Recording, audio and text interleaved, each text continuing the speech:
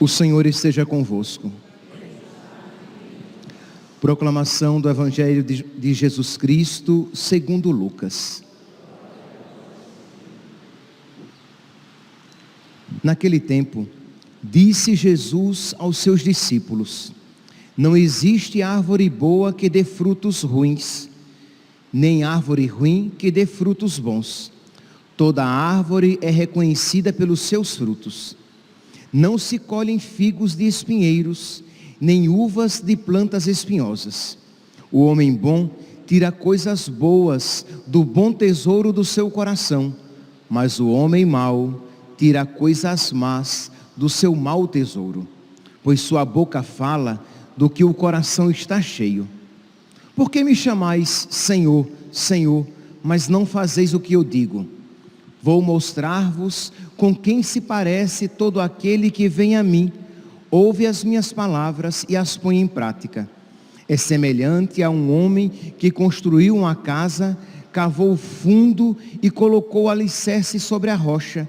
Veio a enchente, a torrente deu contra a casa, mas não conseguiu derrubá-la, porque estava bem construída.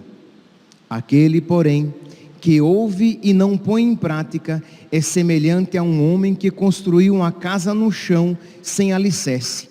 A torrente deu contra a casa, e ela imediatamente desabou, e foi grande a ruína dessa casa. Palavra da salvação.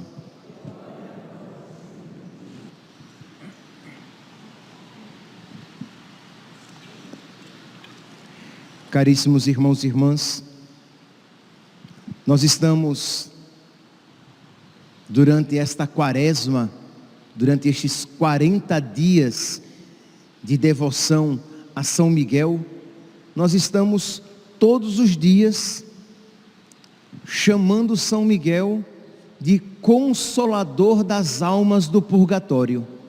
Lá na ladainha de São Miguel, nós dizemos: São Miguel, mensageiro da sentença eterna. Depois dizemos: São Miguel, consolador das almas do purgatório, vós a quem o Senhor incumbiu de receber as almas do purgatório depois da morte. Então São Miguel, ele é um amigo das almas do purgatório. E nós então hoje faremos memória de um outro amigo das almas do purgatório, São Nicolau de Tolentino.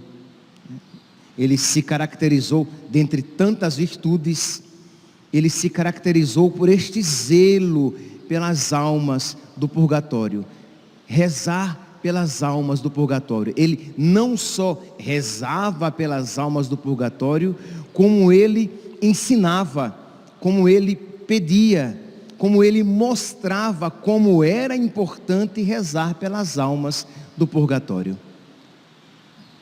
São Tolentino nasceu em 1245, na Itália, e de uma família católica, e desde pequeno demonstrou muita virtude, né? Aqui eu farei um resumo bem grande, que eu quero me ater a 2 pontos em sua vida: a oração pelas almas do purgatório e o valor do sofrimento. Então ele, com 7 anos, já era um menino que jejuava 3 vezes na semana. Imagine, nós, tão frouxos, que achamos pesado, a abstinência de carne às sextas-feiras e o jejum da quarta-feira de cinzas e da sexta-feira santa. Ele fazia jejum desde os 7 anos, 3 vezes por semana. Com 13 anos de idade, numa igreja, ouvindo a pregação de um outro agostiniano, ouvindo a pregação, o sacerdote citava aquela passagem de 1 João, capítulo 2, versículo 15. 1 João, capítulo 2, versículo 15, não ameis as coisas do mundo, não ameis o mundo, nem as coisas do mundo, porque a figura desse mundo passa. E esse menino, de 13 anos de idade, se deixou tocar por esta verdade. Imagine aqui, meus santos, uma coisa é uma pessoa madura, que já viveu, que já aprendeu muito com a vida, e ela vê que é loucura querer colocar a esperança nas coisas deste mundo, porque tudo passa. Que é loucura querer encontrar felicidade no dinheiro, que por mais que se tenha o dinheiro, ele nunca consegue satisfazer plenamente o nosso coração, porque seja porque você teve dinheiro e viu que não deu aquela alegria, você esperou tanto comprar sua casa, e aí quando você comprou a sua casa, foi muito bom, mas ela não deu aquela felicidade tão grande que você esperava. Você esperava, sei lá, passar naquele concurso, e aí você foi, se esforçou, se dedicou, e você passou naquele concurso, foi bom, mas você viu que o buraco no seu coração continuou aberto, porque o vazio que existe em nós precisa ser preenchido por Deus. Você queria se casar, você queria ter filhos, e aí você diz: enquanto eu não casar, enquanto eu não tiver filhos, eu não serei feliz. Aí você se casou, você teve filhos, e foi bom, mas você viu que aquilo não conseguiu dar o sentido ao seu coração. Muito bem, uma coisa é uma pessoa relativamente madura, que isso compreende. Outra coisa é uma criança de 13 anos. E não é porque a pessoa é madura, isto é velho, é velha, já tem mais dos seus 30 anos, já tem neurônio suficiente para compreender essas coisas com muita clareza. Que compreende porque nós estamos rezando em toda a quaresma de São Miguel, todos os dias, e nem por isso ainda aprendemos, né? O que é que estamos rezando? Senhor Jesus Cristo, santificai-nos por uma bênção sempre nova, e concedei-nos, por intercessão de São Miguel, a sabedoria que nos ensina a juntar riquezas no céu, e a trocar os bens do tempo presente pelos bens eternos.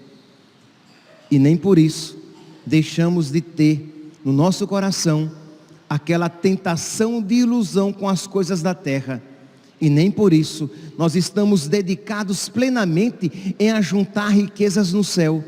Nutrimos apegos no nosso coração. Então, quando nós olhamos para nós e vemos que ainda não aprendemos esta lição, e olhamos para um menino de 13 anos, que quando ouviu aquilo: não ameis o mundo, nem as coisas do mundo, porque esse mundo passa. Ele disse: eu quero me consagrar totalmente a Deus. Quando eu digo isso, eu não estou falando que todo mundo aqui vai ser padre e freira. Não é isso. O que eu estou aqui dizendo é que nós precisamos pedir a Deus, pedir o seu Espírito, o Espírito de sabedoria, que nos conceda esta determinação de buscar as coisas do céu, de que nós queiramos ser ricos para Deus, juntar riquezas para o céu. Ah, padre, quer dizer então que eu não vou trabalhar? Vai, preguiçoso, você vai trabalhar, mas você não vai colocar o seu coração nas riquezas do mundo. Não, o que eu quero é ser rico para Deus. O que eu quero é ser bela, é ser belo, ser formoso, formosa para Deus. Por quê? Porque a beleza do mundo passa. Mais cedo ou mais tarde sua cara vai enrugar, as suas forças vão abandonar você, e você vai envelhecer e morrer. Ou vai morrer jovem e vai virar podridão, e depois pó, vai apodrecer. Não quer dizer, a figura deste mundo passa. E este menino então, com 13 anos, que já era virtuoso, lembra que com 7 já jejuava 3 vezes na semana, com 13 anos se decidiu consagrar totalmente a Deus, e excepcionalmente, são os caminhos de Deus, foi acolhido nos agostinianos com 14 anos, e com 17 fez os votos perpétuos. Então, algo excepcional. Era virtuosíssimo.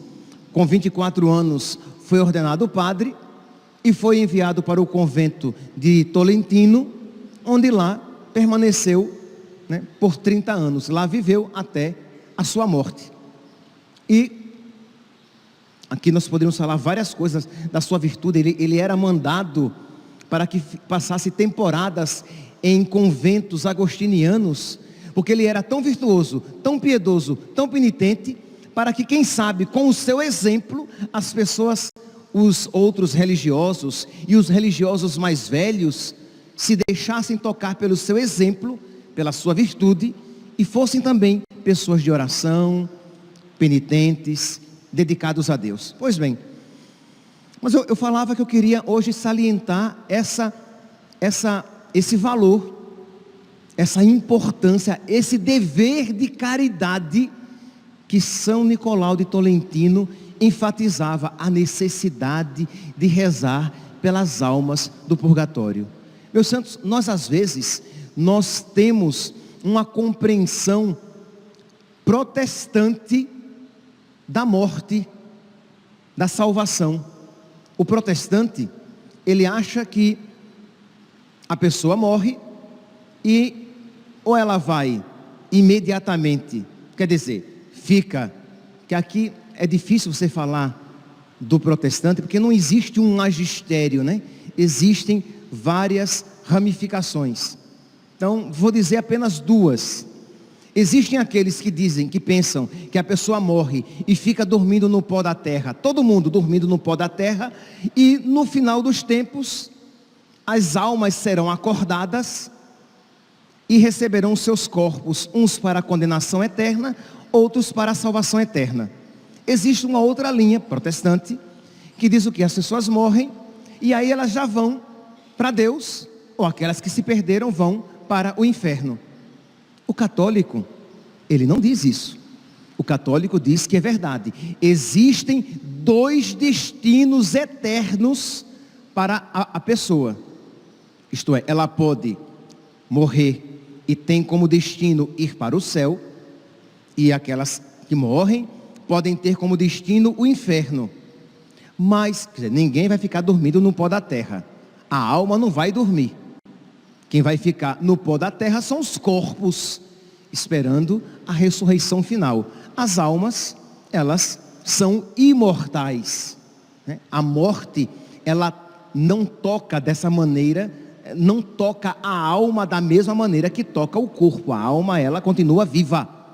Pois bem, então, só que aqueles que morrem e estão, digamos, destinados ao céu, nem sempre, na sua grande maioria, não estão preparados para entrar imediatamente no céu. Então precisam ser purificadas. Meus santos, eu espero, né? É assim, e quando eu digo isso, de verdade, meus santos, eu não estou dizendo isso para fazer medo a vocês não, tá? De verdade. Mas eu não sei se, sei lá, se metade desta igreja estaria preparada para, ao morrer, ir para o purgatório. Percebeu, né?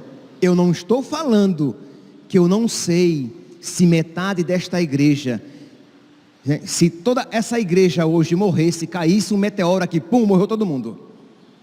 Se metade estaria com a salvação garantida, isto é, iria pelo menos para o purgatório. Eu não sei, porque nós temos uma visão muito simplista e minimalista de salvação. Salvação é um negocinho tão xoxo, tão pequeno, que todo mundo se salva. Hashtag te vejo no céu. Sei não, pelo amor de Deus, vamos devagar, né? Nosso Senhor fala: esforçai-vos para passar pela porta estreita, porque muitos tentarão e não conseguirão.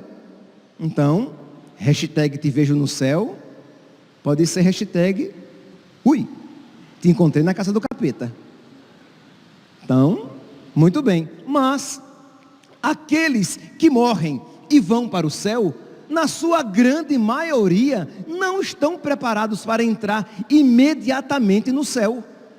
isto é, terão que passar pelo purgatório, necessitam de uma purificação, porque embora tenham morrido em estado de graça, morreram ainda apegados, morreram ainda sem fazer a penitência necessária pelos pecados cometidos, e aí necessitarão daquele último, digamos, presente de misericórdia de Deus, que nós chamamos de purgatório, e que isso faz parte, né, da nossa fé, e que os santos falam, meus santos, que o menor sofrimento no purgatório não se equipara ao maior sofrimento aqui na terra.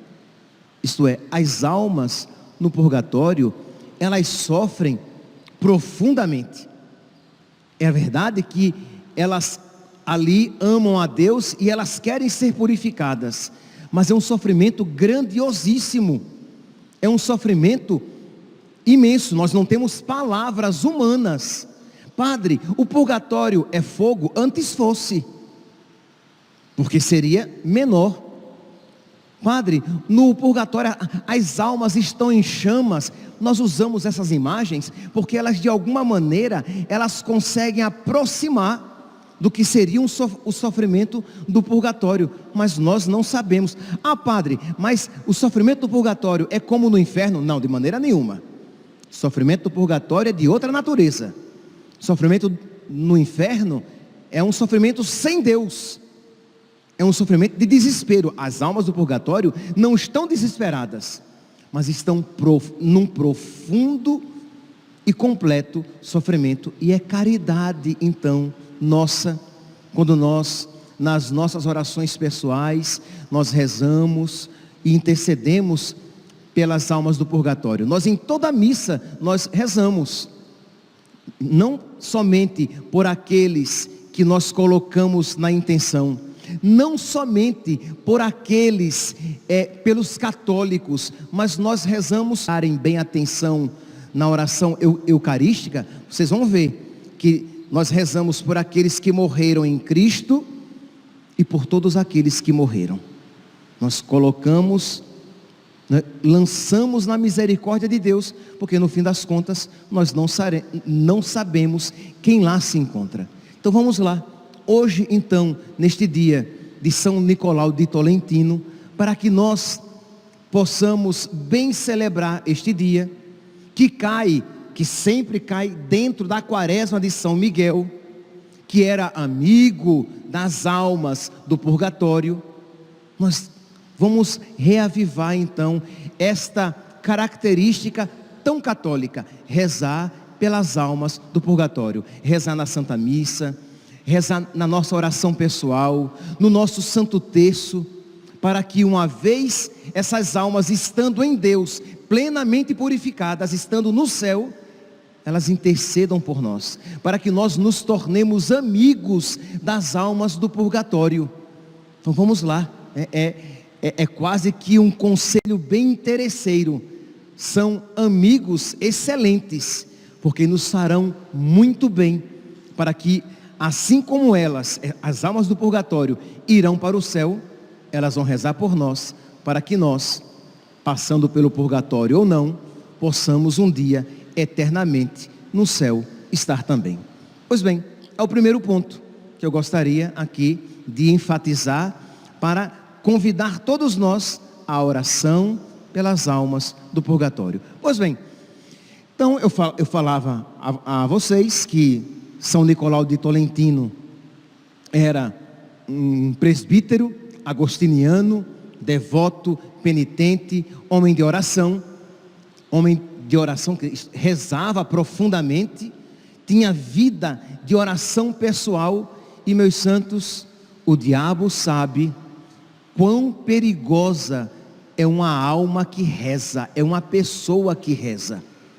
Se nós levássemos a sério a oração, nós nos dedicaríamos com mais zelo, com mais empenho, com mais cuidado. Imagine que o diabo disse a São João Maria Vianney, que se houvesse outro dele na França, ele não teria lugar naquele país. Imagine, o ódio com que o diabo batia em Padre Pio, porque sabia que daquele homem, das orações daquele homem, da vida daquele homem, muitas graças brotavam, não só para ele, mas para nós. E o mesmo acontecia com São Nicolau de Tolentino. Ele ia se colocar em oração. Dizem os biógrafos que ele relata que ele ouvia uivos, mungidos, barulhos, quadros que caíam. Imagine um quarto, uma cela fechada e ele em oração. Não existia a energia elétrica, então apenas com um candeeiro ou uma vela acesa, e num quarto, numa cela fechada, vem um vento e apaga a vela para que impedisse a sua leitura, a sua oração, tudo para tentar desviá-lo da oração. E ele oferecia a Deus até aquelas agitações como um sacrifício da sua vontade. E quando o diabo viu que não conseguiria distraí-lo da oração, que não conseguiria tirá-lo da oração assim, começou então a surrá-lo, a bater nele, a infligir sofrimento físico em São Nicolau de Tolentino. Imagine, bateu tanto nele que ele, ainda relativamente jovem, ele se tornou coxo de uma perna. Ele andava puxando uma perna de uma surra que ele levou. Então aqui, meus santos, nós vivemos em um mundo que é tão cético, que diz: ah, padre, mas era mesmo assim? Será que isso aí não era coisa da cabeça dele? Então você está dizendo que ele era louco? Você está dizendo a respeito dele aquilo que diziam também a respeito de Padre Pio, que furava as mãos e colocava líquido vermelho para simular sangue? Quer dizer, mas isso é uma realidade tão comum na história dos santos, que admiravelmente Deus permitia, para maior crescimento na santidade, Deus permitia que o diabo tocasse inclusive no corpo da pessoa, infligindo-lhe sofrimentos físicos. E diz então que São Nicolau apanhava tanto que às vezes passava a noite gritando. Por quê? Porque ele era lançado de um lado para o outro do quarto, chegava a quebrar coisas no seu quarto, e o convento inteiro ouvindo. E vocês podem imaginar o problema, porque é claro, nós hoje estamos olhando para trás e dizendo, ele era santo.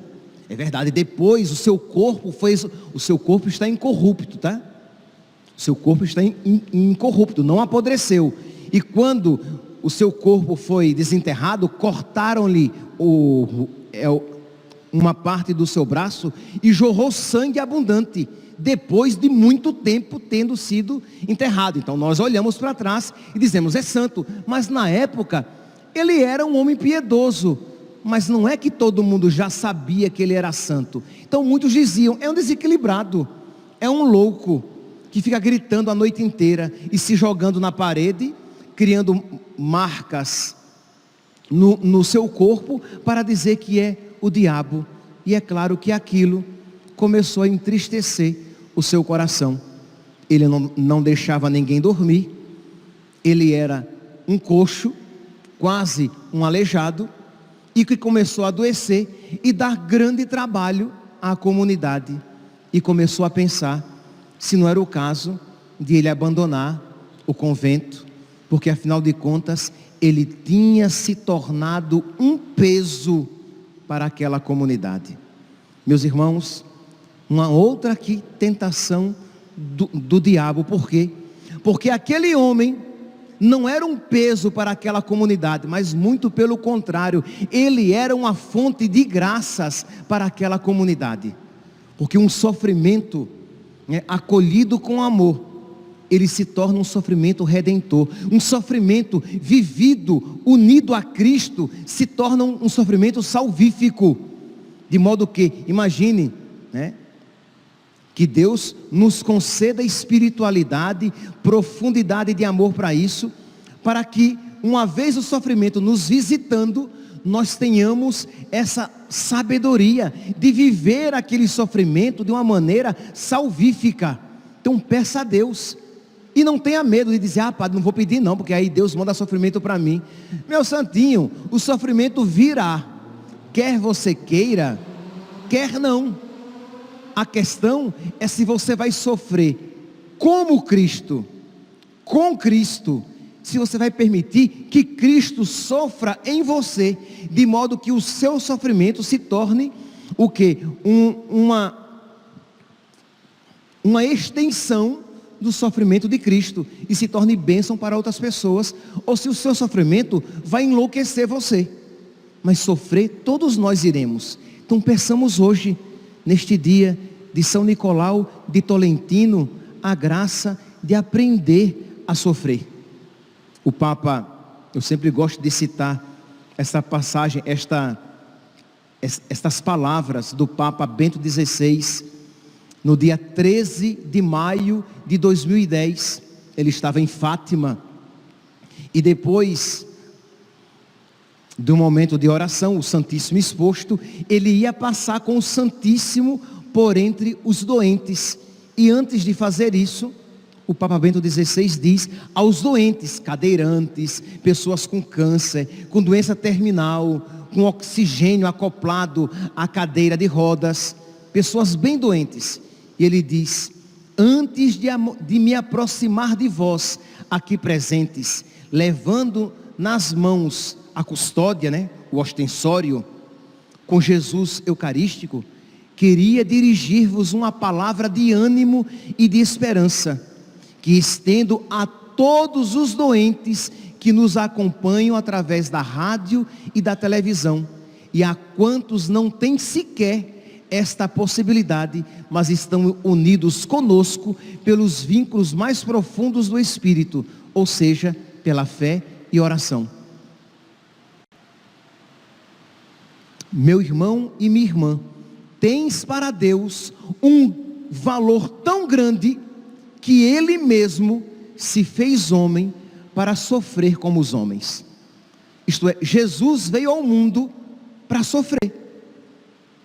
Jesus veio, imagine, o Papa estava falando para aquela multidão de pessoas doentes, muitas já próximas da morte, e ele diz: Jesus veio ao mundo para ser como vocês, para sofrer, porque Jesus Cristo poderia nos ter salvado com a sua vontade, com a sua palavra, mas ele veio ao mundo para sofrer por nós. Então o Papa diz: vocês estão de alguma maneira muito unidos a Jesus, porque Jesus veio como vocês para sofrer neste mundo, e sofrer de um modo muito real, na carne e no sangue, como nos é demonstrado na narração da paixão. Poderás superar, ele diz para aquelas pessoas, poderás superar a sensação de inutilidade do sofrimento que desgasta a pessoa por dentro. Isto é, um doente, ele é tentado a achar o quê? Eu sou um peso para a minha família, eu sou um peso para a minha comunidade, eu sou um peso para as pessoas têm que trocar a minha fralda, as pessoas têm que me levar para dar banho, as pessoas têm que comprar remédio para mim, a situação financeira da minha família fica meio complicada, porque eu dou trabalho, e é verdade, tiremos todo o romantismo que possa haver com esta figura. É claro, é óbvio que uma pessoa doente, ela dá trabalho, e muito trabalho, ela sofre e faz sofrer, mas a pessoa doente, se ela se unir a Cristo, da sua doença jorrará uma fonte de graças, que ultrapassarão, as graças ultrapassarão em muito todo dinheiro gasto, e todo o cansaço, todo o serviço dispensado àquela pessoa. Isto é, aquela pessoa doente é uma fonte de graças para aquela família. Assim como São Nicolau de Tolentino era uma fonte de graças para aquele convento. Assim como pelo sofrimento de São Nicolau de Tolentino, muitos daqueles irmãos se salvaram. Como assim, Padre? Porque ele, com o seu sofrimento, alcançou muitas graças para aqueles irmãos. São Paulo diz isso, meus santos. Colossenses, capítulo 1, versículo 24. Eu completo o que falta na minha carne da paixão de Cristo. Ele completa nele aquilo que falta nele da paixão de nosso Senhor. E é da paixão de nosso Senhor que provém toda a graça para a nossa salvação. Então, é claro, meus santos, eu não quero criar, dar uma visão romântica, mas se nós não tivermos essa visão de fé, quando o sofrimento bater à porta da nossa existência, nós iremos nos desesperar. Ou quando o sofrimento, isso se for na nossa vida, ou quando o sofrimento bater na porta de um irmão, de um filho, de um pai, de um sobrinho, de alguém que você cuida, você vai se esquecer de que você deve se curvar, porque é Cristo sofredor ali na sua casa, na sua comunidade, e que aquela pessoa é uma fonte de bênção. Claro, se ela estiver unida a Jesus Cristo. Então, meus irmãos, nós rezamos hoje pelas almas do purgatório, mas rezemos também por aqueles que sofrem, para que eles tenham sabedoria em sofrer. Rezemos também por nós que haveremos de sofrer, porque sim, meus santos, se você, olha que palavra bem animadora, se você não estiver sofrendo, não se preocupe que daqui a pouco chega. Não, tem sofrimento para todo mundo, para todos os gostos e desgostos. Tem sofrimento para todos nós, mas se nós nos unirmos a Cristo, nós iremos beijar o nosso sofrimento, como nós beijamos a nossa cruz na sexta-feira santa. Nós iremos dizer, ó sofrimento redentor. Nós iremos dizer, como o Padre Pio, que disse, imagine, que ele não teria se salvado, se por aqueles sofrimentos não tivesse passado. Imagine, ele também, o sofrimento também é fonte de salvação para aquele que sofre, se souber sofrer. Então, meus santos, não há escapatória, não há escapatória. Quem quiser me seguir, renuncie a si mesmo, tome a sua cruz e siga-me. Haverá cruz para todos nós. Peçamos então esta sabedoria, que estas palavras do Papa Bento XVI também toquem a nós. Toque você que acompanha pelas redes sociais, que você leve essa mensagem para um familiar seu, que talvez esteja doente, sofrendo, e você vai dizer que existe ali um manancial de graças, se a pessoa puder abraçar aquele sofrimento, porque às vezes não há como fugir. Se é uma doença para a qual existe cura, se esforce para encontrar a cura, enquanto isso, vá oferecendo a Deus. Mas às vezes, não há nem esperança de cura, então ali mais do que nunca é a ocasião de você abraçar a sua cruz, sofrer com Cristo, e deixar aquilo redundar em graça para você e para os seus. E termino aqui as palavras do Papa Bento XVI. Como é possível? As fontes da força divina jorraram precisamente do meio da fragilidade humana. Isto é, Deus, o Todo-Poderoso, nos salvou e fez a sua força jorrar por meio da fraqueza daquela humanidade assumida e crucificada. É o paradoxo do Evangelho.